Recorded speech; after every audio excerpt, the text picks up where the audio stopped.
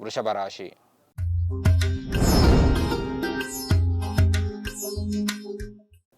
మరి వృషభ రాశి వారికి నూతన వస్త్రలాభము, ఆభరణ ప్రాప్తి, వాహన ప్రాప్తి, అదేవిధంగా ఏవైనా స్థలాలు కొనుక్కోవాలి అని చెప్పేసి అనుకొని కూడా డబ్బు ఉండి కూడా స్థలాలు కొనలేకపోయినా కానీ వారు ధైర్యంగా ముందడుగేసినట్టయితే ఈ యొక్క వారం రోజులలో ఆ పని ముందుకు వస్తుంది.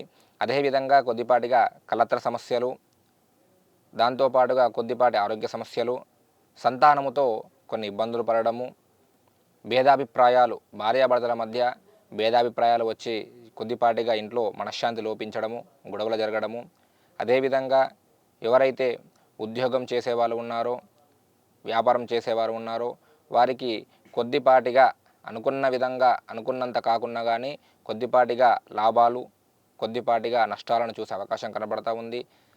ప్రతి పనిలో కూడా సానుకూలత ఉంటుంది, ఆరోగ్యం బాగుంటుంది. కానీ ముఖ్యంగా చిన్నపిల్లలు ఎవరైతే చదువుకునే పిల్లలు ఉంటారో, ఉద్యోగం కోసం ప్రయత్నం చేస్తారో, మరి ఉద్యోగం కోసం ముఖ్యంగా ప్రయత్నం చేసేవారికైతే ఈ యొక్క వారం రోజులలో ఏదో ఒక పని ముందుకు వచ్చే అవకాశం కనబడతా ఉంది. అదేవిధంగా చదువుకునే పిల్లలకు కొద్దిగా ఒత్తిడికి లోనయ్యే అవకాశం కనబడతా ఉంది.